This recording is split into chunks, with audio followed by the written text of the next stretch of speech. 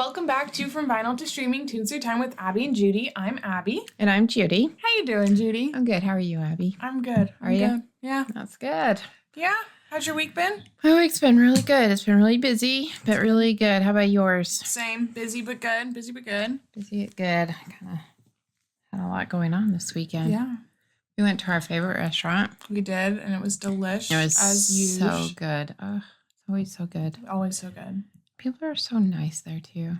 Yeah. Our favorite restaurant is Walter's Osteria in Salt Lake. If In you've Salt ever Lake. been, you know. You know, and it's too bad if you haven't ever been there and met Walter, but he's gone. Yeah. He passed away a couple years ago, but it's still a really good so restaurant. good. Yeah. So good. So they gave us like these desserts. Like usually what we do when we go there, we just said, bring us food. Basically just say, we need food. Just give us food. Just bring us whatever you want.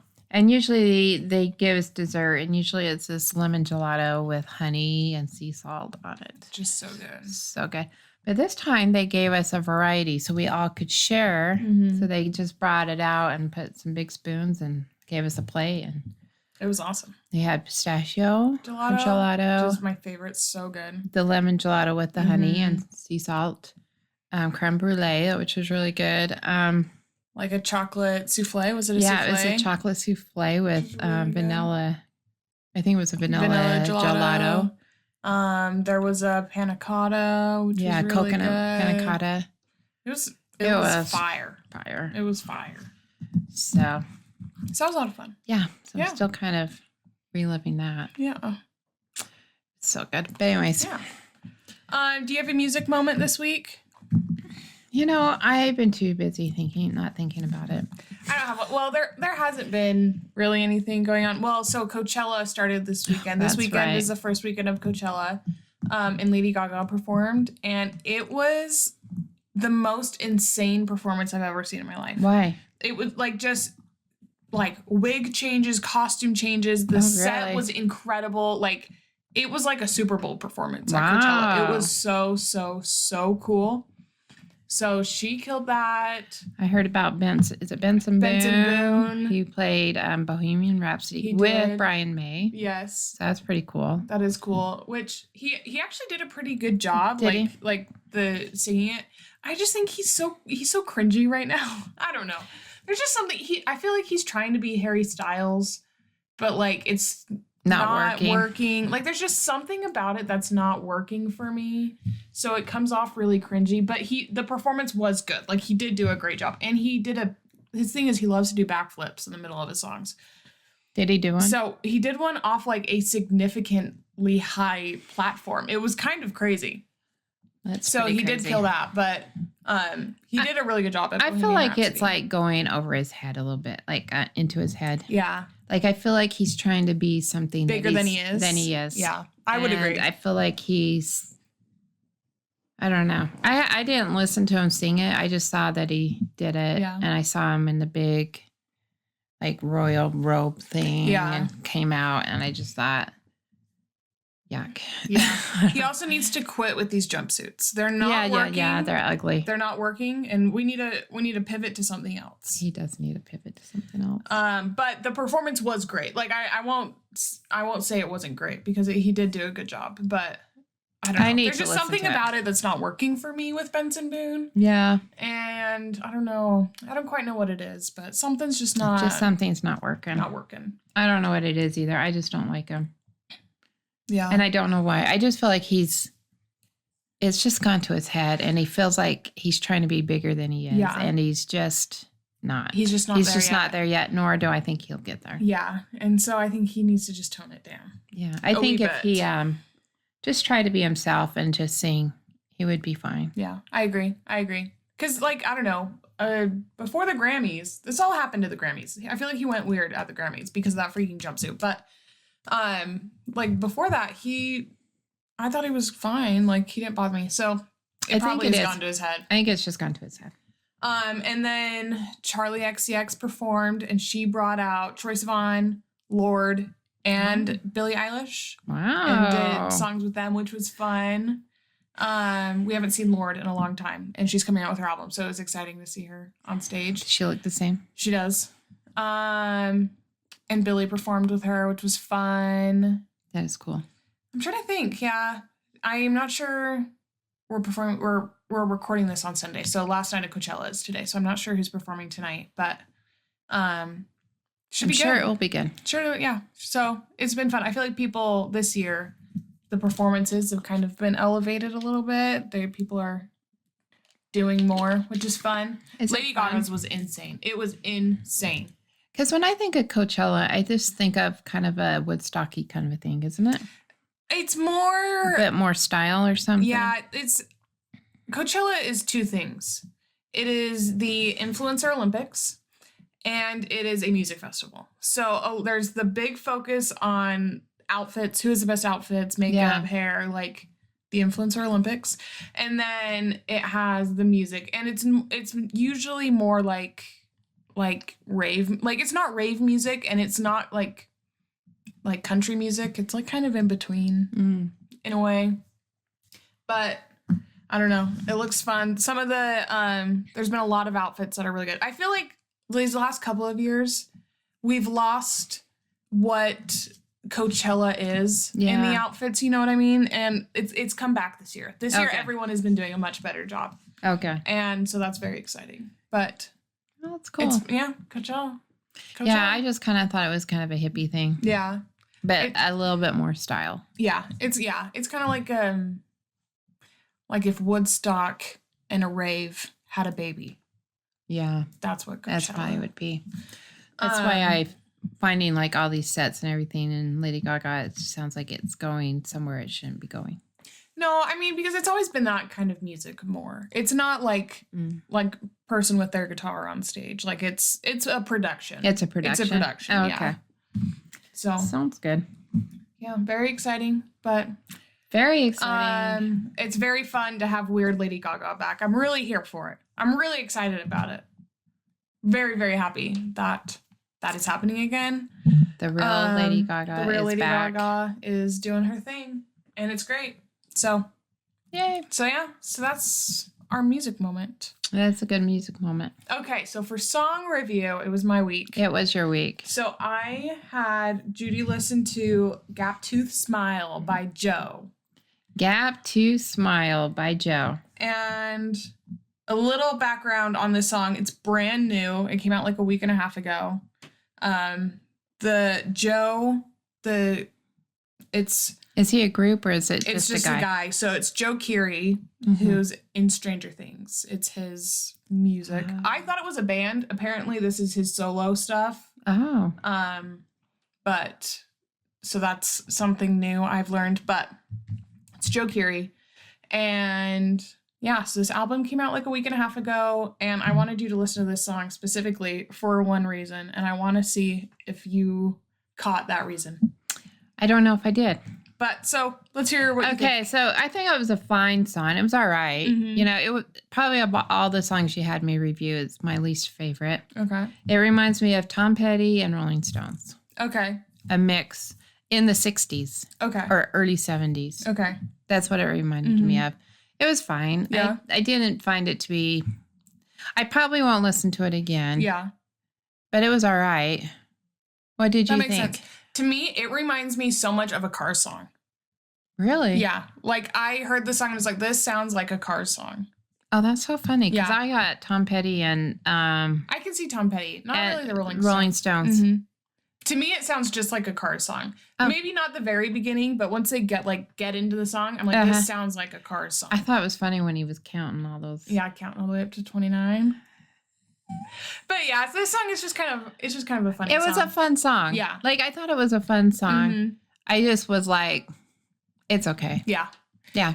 But, well, so originally I thought this was a band. So I was going to say, here's a band that is new, that is doing kind of like the Cars music. The Cars music. Come to find out, it's not a band. It is a band, but it's Joe Keery. But so... I'll have to listen to it again and see if I can get the Cars. Because it like immediately I was like, this sounds like a Cars song. That's funny because immediately I'm like, this sounds like Tom Petty mixed with Rolling Stones. That's probably true. I'll have to listen to it. We'll have to listen to it again, but with each of those thoughts. Okay, yeah. But it was good. I probably out of 5 stars, I'd give it 3. That's fair. Yeah. I don't think it was my favorite, but it wasn't like the worst thing I've ever heard in my life either. It was interesting. It was catchy. Mm-hmm. It was really catchy and it was good. I guess I couldn't get past the tooth. The wide tooth. Gap tooth smile. So I don't know why. It is so funny. Getting that in my head, I was like, gap tooth. But yeah. That's funny. But it's not a bad song. I don't think it was bad. I don't think it was like, oh, don't listen to it ever. Mm-hmm. I think it's a fun song. I think it's not like a song like you listen to in a deep thought. No way. No. It's a very like yeah. kind of a song. No, I agree with you. It's not a song that I think will stick around in the zeitgeist for very long. Yeah. But like it's a good song. Yeah. I think it was fun. Yeah. And I can see why you were saying that now about the Cars because the Cars kind of had these goofy kind of songs. Yeah. And that's kind of where it was. Yeah. But I don't know. The way he sang it and stuff, I just got Rolling Stones. That's funny. Like early, like late 60s, early 70s Rolling Stones. Yeah. I'll have to listen to more of that because I don't know if I really know the Rolling Stones all that well. Yeah. That's what I got out of it. There you go. All so right. Not bad. I mean, Rolling Stones, Tom Petty, you can't go wrong. They're icons. There. And the Cars, you can't go wrong. Yeah. So yeah, it wasn't bad. Yeah. All righty. Yeah, I'd say 3 out of 5. That's good. Okay. So yeah. All righty. So and I thought it kind of went in with what we were doing. I thought so too, because it's kind of a silly song. A silly song. So this week, I just was thinking of some weird songs and like why were they made? Okay, like why did we have to have these songs? Yes. And not only like why did we have to have these songs, but these songs were hits. Okay, mega hits, in fact. And I just thought it'd be fun if I found a few of these songs, 5 of these songs for Abby, because I don't think she's heard a lot of these songs, and take her back to real popular songs, really popular songs. Like some of these are like really popular, and we just talk about why were they made? Yeah. Why? What on earth? What on earth made someone possess these people? And not only that, but why was it a hit? Yeah. Why were they big? Why were they big? So my first one, let me see. I have my notes pulled up. Was Convoy by C.W. McCall. 1975 song. Mm-hmm. What did you think of it first? So I thought this song has 2 very different vibes. Okay. There's the like talkie part of it, and there's the walkie-talkie part. And then the like not walkie-talkie, it was CV, like a CV radio. Yeah. And then like the chorus. And those are 2 very different songs smashed together into one song. I feel like the Breaker 1-9 or what is it? Breaker. I'm not sure. I can't remember. But I feel like the like talkie part of it, that's what country music should be. You know what I mean? Like just kind of telling a story. In your deep voice. Just telling your story about your trucks. Yeah. I feel like this would be in one of 2 scenarios. One, like Magnum PI era Tom Selleck movie. Okay. Or a truck driver version of Gilligan's Island. I feel like that song would fit in those 2 scenarios. That is so funny. But other than that, I mean, I don't think I'll listen to it again, but I did enjoy it. It was fun. It's a fun song. Yes. So let me tell you about this song. It spent 6 weeks on the #1 country charts. Wow. And 1 week on the pop charts.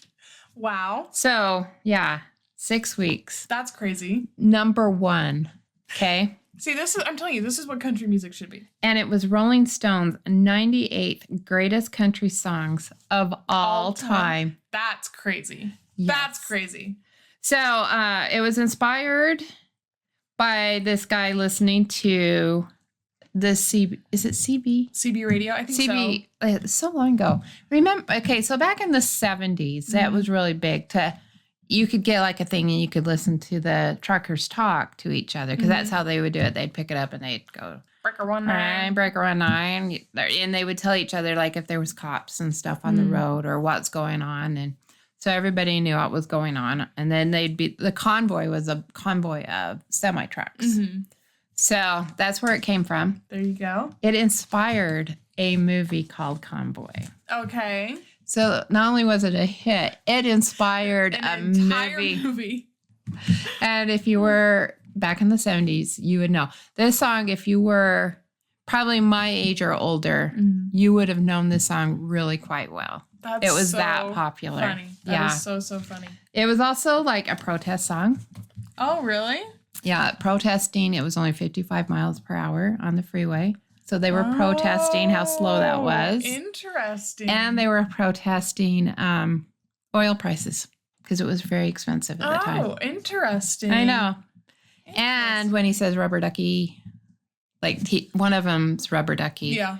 Because they all had these call names. Yeah. So one of them. all nicknames. And they said they knew that was a Peterbilt truck, which is my favorite semi truck. There you go. There you go. Isn't that funny? That is really funny. 6 weeks on the chart. That's crazy. Number one. You 6 weeks. I don't want to say I feel vindicated in my country music is the worst kind of music, but if that was number one for 6 weeks.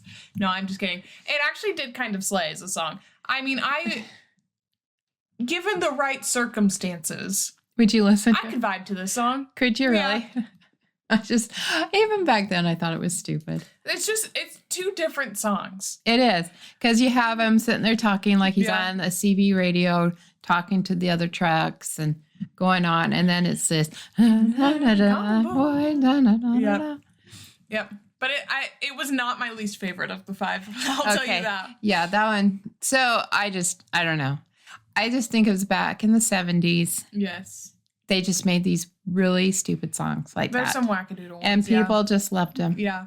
And they loved them a lot. Yeah. So that was my first one. 6 weeks at number one. 6 weeks. And so funny. It is 98th greatest country song of all time.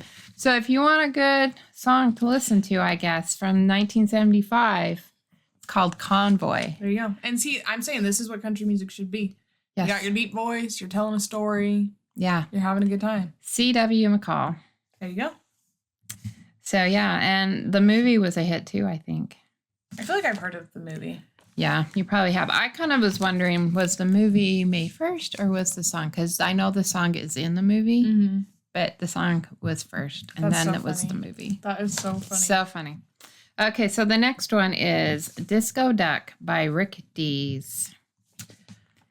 Yes, so this song immediately gave me Yo Gabba Gabba vibes. Yeah. Gabba Gabba. I could see this being on like a Yo Gabba Gabba or like just some kind of a kid show like that, or even like the Wiggles. Yeah, it gave me the Wiggles vibes. I appreciate the commitment to the bit of the duck. That was Rick Dees, and he could do it in concert. Wow, that was something else. He would sing like a duck in part of it. This one I cannot possibly comprehend why it would be popular at all. I can't comprehend it. Well, let's hear about it. It was number one on the top 100 in 1976, October of 1976, and then slid to number 2 for 4 weeks. Oh my gosh. So this was a very popular song. It was really funny. It was 97 Billboard Hot 100 that year. So it was number 97. Wow. So, I forgot what year, 1976. So it was big. Yeah. In 1977, it won the People's Choice Award for Favorite New Song. No way. Yes. No way. So the theme for the song is a disco duck was centered around a man at a dance party who got the urge to get up and get down in a duck-like manner. What can that even possibly begin to mean? I have no idea. A duck-like manner. I guess it didn't really hit the charts. It didn't really hit anything until Rick Dees sang it on the TV show Midnight Special. Oh, okay. It's one of my favorite shows when I was little. Mm-hmm. I only could watch it when I had a sleepover because it was on at midnight. Mm-hmm. But he sang it and everybody was like, oh, he's even doing the duck. He did the duck voices. He did it all. Yes, he was committed to the bit. I will give him that. He was like a radio DJ, and that's he funny. wrote it, and then he had a hard time selling it first. But See, I can see that a little bit more where you see this live performance and you're like, holy cow, this person is actually doing that. He's actually sounding like a duck. I was trying to figure out if it was connected to Donald Duck at all because it did kind of sound like Donald Duck as well. I'm like, this is like a kid's song. I'm like, this is a kid's song, but apparently not. But I can see that after seeing it like live, everyone's like, oh, I have to listen to that song now because what the heck is that guy doing? He just did that live. You know what I mean? Yes. Like, so it was kind of like that. Yeah. It was in the movie Saturday Night Fever. No way. Yes. And I guess it was asked to be in a lot of other movies, but the manager turned it down. So Rick Dees could have made tons of money off of this. And the thing is, he wasn't a weird-looking man. He was just this normal-looking guy. Who could do a duck voice. It's so funny. And it was popular, because that was, kind of the beginning of disco. Yeah. Disco Duck. And I remember... knew how to break it down on the dance floor. There was a show called Solid Gold, and I think he actually started hosting that. But he would, he'd be singing and a duck would actually come out and dance. And that's so funny. I know. That is so bizarre. So bizarre. Yeah. So why was this made? Who knows?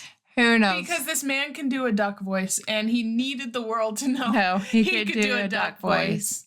So funny. We just want to leave you with this. A duck doing disco. The disco duck. The disco duck. Quack, quack. Quack. So quack, quack. It hit number 1. That's so funny. And it was in number 2 for 4 weeks. Wow. It was pretty crazy. This is why I think this is so funny. These songs were so popular. Which is wild. Totally wild. After listening to all these, I was It won blown away. People's Choice Award for favorite That is insane. Songs. That is absolutely insane. Whoever went up against them should be so embarrassed that they lost to Disco Duck. It was in the top 10 for 10 weeks. That is crazy. Can you believe that? It was I remember it was huge. That's so funny. It was always on the radio and it was just huge. That is so funny. And people loved it, I guess. I guess. I remember not liking it. I mean, I remember just thinking, this is a weird song. Why are we... Yeah, this is one I'm definitely not going back to ever. Yes. But if you ever want to listen to it, if you don't know it, go listen to Disco Duck. Because truthfully, what was his name? Rick Dees. He was very committed to. He was very committed to, and you do get to hear the duck voice all the time in it, and it is hilarious. That is so funny. So funny. Such a funny song. Oh yeah. Okay, so my next one is Valley Girl by Frank Zappa. All right, so this one takes the cake for my least favorite song. Oh, really? I've ever heard in my life. Oh my goodness. I wrote yikes on my notes. It reminds me it reminds me a lot of Selfie by the Chainsmokers. Oh, really? Just the monologue through it kind of a thing is the same. Yeah. She sounds way more like Wisconsin than Valley Girl to me, at least what I consider a Valley Girl these days. Oh. She sounds like she has way more of a Wisconsin accent than Valley Girl. Really? Yeah. There's definitely Valley Girl in there, but it's like a Wisconsin Valley Girl. Well, she was a real Valley Girl. Which I thought was, because I don't know. I feel like just the way she would change her vowels a little bit felt way more like Michigan, Wisconsin than Valley Girl. Yeah, she's California Valley Girl. Which is funny. But there was so much slang in this. So I learned so many new words listening to this. It was so funny. That's what was so cool about it. Yeah. It had every single slang that has ever come out of the Valley ever. Yeah. But yeah, I gotta say this one was my least favorite. Did it say gag me with a spoon? 4 times.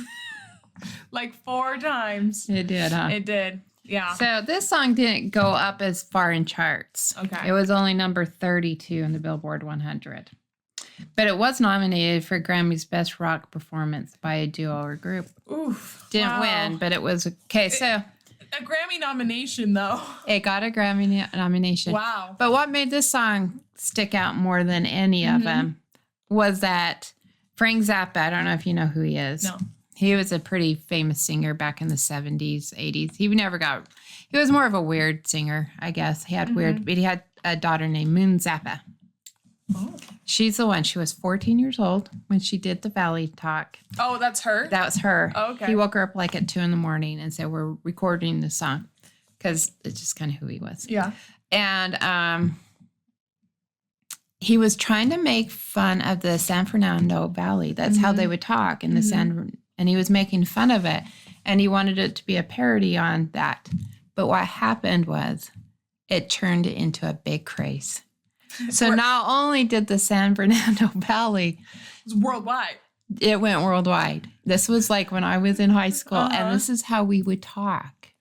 That's so funny. Because of this song. That's so So we would be like, gag me with a spoon. And we would just sit there and talk like that. So this one song...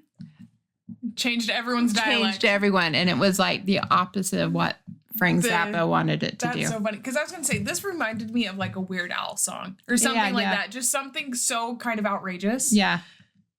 So that makes sense. Yeah. It's supposed to be a parody song. And then the movie Valley Girl came from that with Nicolas Cage. Yes. Seen that a few hundred times. Kind of a funny show. But yeah, but it made everybody in the world want to talk like that. That is so And we funny. did. We all talked like that. That's funny because, well, nowadays there's the thing that's known as the influencer accent. Oh, really? Which is like kind of like what the Valley Girl accent was, but it's the influencer accent now where you like drag out the end of your words and like all those kinds of things.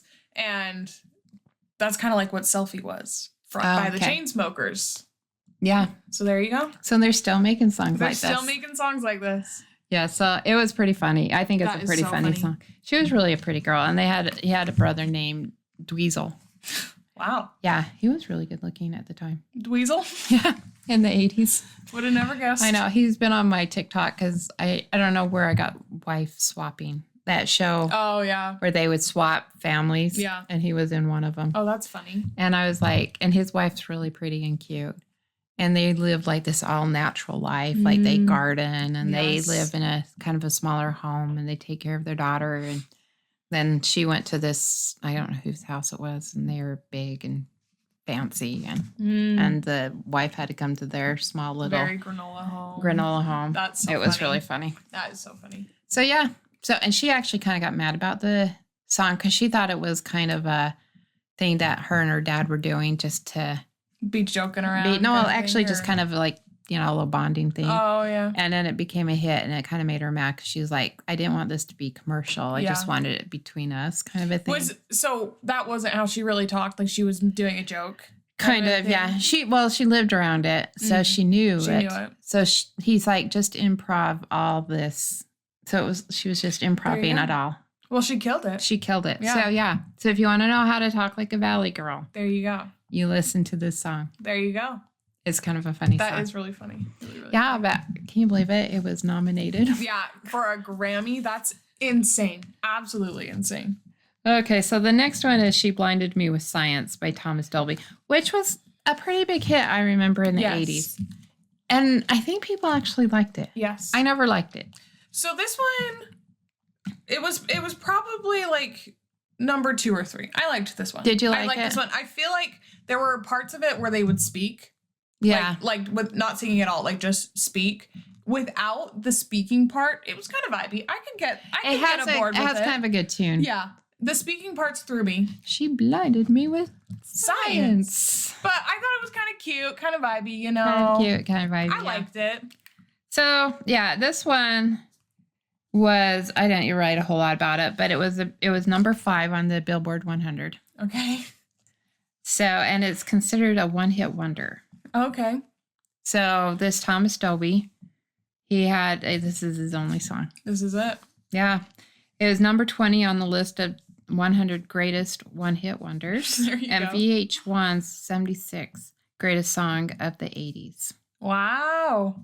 So it was popular. It was a really popular. I remember on MTV. It was always on MTV. Yeah. And he was dressed up like a scientist. He had the glasses. And I just thought, I hate this song. I just would always be like, I hate this song. Why was this song? Why do I have to listen to this song? That's so funny. I don't think it really has any meaning. Mm-hmm. It just is a stupid song. Yeah. I would agree. It was just kind of bizarre. I don't know. Kind of a bizarre song, huh? Yeah. So I don't really have a lot to say about it, but it was something. It was something. I just remember I hated it so bad, and just to think it's one of the biggest one-hit wonders of all time. Yeah, and he was blinded by science. He failed geometry. That's right. He does, doesn't he? He failed biology and geometry. But he was blinded. But he was blinded by the science. It was just a weird song. It's so funny. I really don't have too much to say about that one. Okay, so the last one was Putting on the Ritz by Taco. Yes. This is the Taco version. So what did you think of it? I said this song slays. This is the only one I knew before going into it. But honestly, I don't know if I've heard it all the way through before. Oh, really? Today. Or before I listened to it. The tap interlude was unexpected. To say the least. The tap interlude. Again, this is like 4 songs put together in one. It was, all of these songs were too long. They could have been cut in half and they would have been better. I would agree. This song went on for ages and ages. Yeah. But if you were high on some serious drugs, this song would go so hard. Yes. It would slay so hard. If you just had a little something in, yeah. Well, it always reminds me, like when this song, like when I hear it, I can't get it out of my head. Absolutely. Is this like a Halloween song now? I feel like they play it might be a Halloween. Yeah, but you're going to be kind of surprised about this song. Okay. I'm excited. Taco, this is Taco's version. Mm-hmm. He was from somewhere in Europe. I can't remember now. But it hit number 4. Okay. His version hit number 4 on the top 100. So it was on the U.S. Billboard. So that's pretty good. Yeah. So the song is actually written by Irving Berlin. Who's that? He's really a famous, look him up. Okay. He's really a famous composer. Okay. Like, he did a lot of movie songs, I think. You got to look him up, Irving Berlin. Let's see here. He's huge. He's done some huge things. He's Russian. Yeah. Oh, so he did all these movies. These plays. Holiday Inn. Annie, Get Your Gun, The Coconuts. Let's look at songs. Even more. God Bless America. That's it. Yeah, he wrote God Bless America. Yes. That's crazy. So That's so funny. Huge. I mean, he was huge. So when this song hit number 4. And Cheek to Cheek. Yeah. That's another classic. These just really classics. There's No Business Like Show Business. Yeah. That's so funny. So he wrote this song, which is kind of funny. So when Taco did it and it hit number 4 on the top 100, he was 95, which made him the oldest ever composer to hit the top 10. Cool. I know. Good for him. That's good for him. Okay, so what the song is about, it was inspired by the sight of black men in Harlem going to, like, dressing up super fancy and going to somewhere, and he would watch them.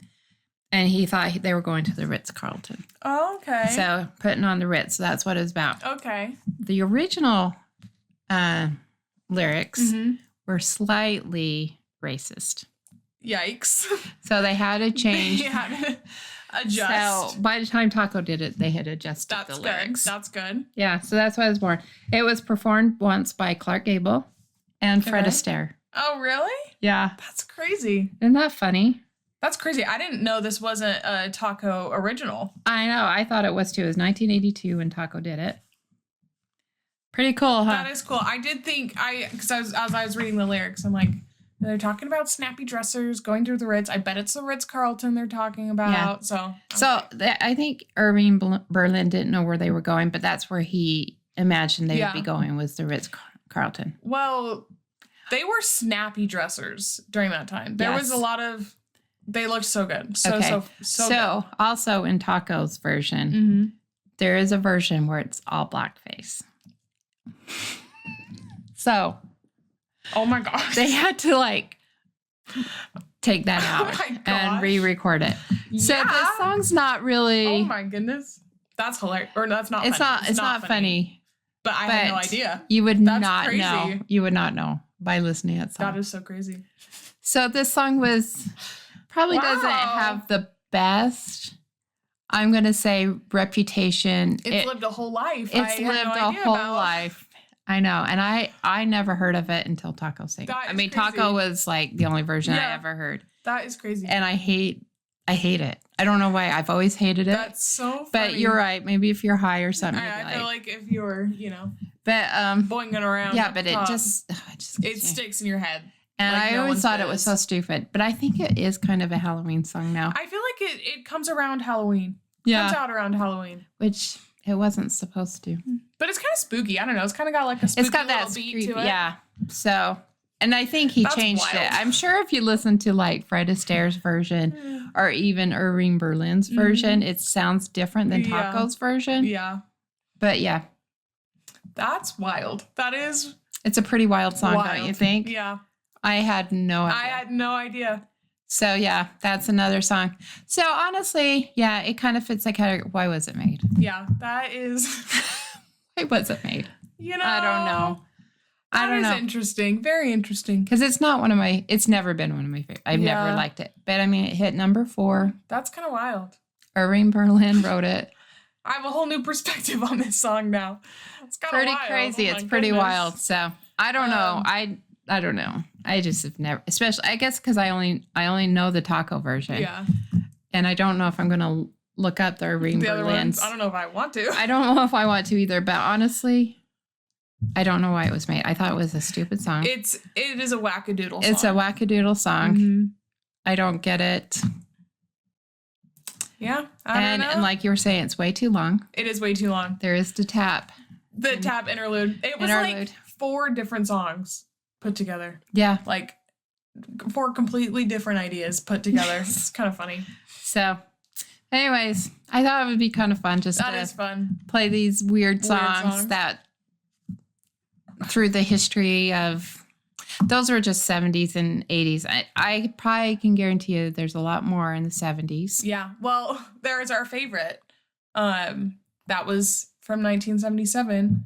What was that song called? I don't know what you're talking about. That we listened to on the way to Moab. Oh, yeah. What is that song? I was going to... Float On. By the Floaters. There's a lot of these songs that are just kind of like, why was this made? Why were they made? Why did we need this? Why did we need this? Mm-hmm. Why did the world need this? And not only did the world need it, but why did it become popular? Why was it so popular? Oh, it's so popular. And that's what's so funny about these songs. But let us know if you can think of just a really weird song that think of one, and then we'll review it. We'll review it, yeah. And we'll be like... Because this was fun, because these are definitely songs I would never listen to otherwise. Yes. Oh, I know. But they were really popular, apparently. They were huge. This is crazy. They all created a dance or a movement or something. Somehow. They changed the world. They changed the world. There you go. And here we have Disco Duck. Disco Duck, wow. Disco Duck will never, ever go away. No. Thank goodness. We got it around forever. And we got the convoy. So when you're driving down the freeway, you see those truckers. You can say, convoy. Yeah. And if you ever feel like talking like a Valley girl, you gotta step by step. Gag me like a spoon. Or I can't even remember it all. Gag me with the spoon. There was so much slang. So much. Song. And she did it all. Like, it was not written out. She crazy. Just did Good for her. Just Good for did her. it. Yeah. Yeah. So. But this was fun. This was fun. So yeah. So let us know if there's any songs that you think are just hilariously funny and why were they ever made? I don't know. So. Yeah. Alrighty. Well, let us know. And then follow us on your preferred streaming platform and follow us on social media and subscribe on YouTube. It's just From Vinyl to Streaming everywhere.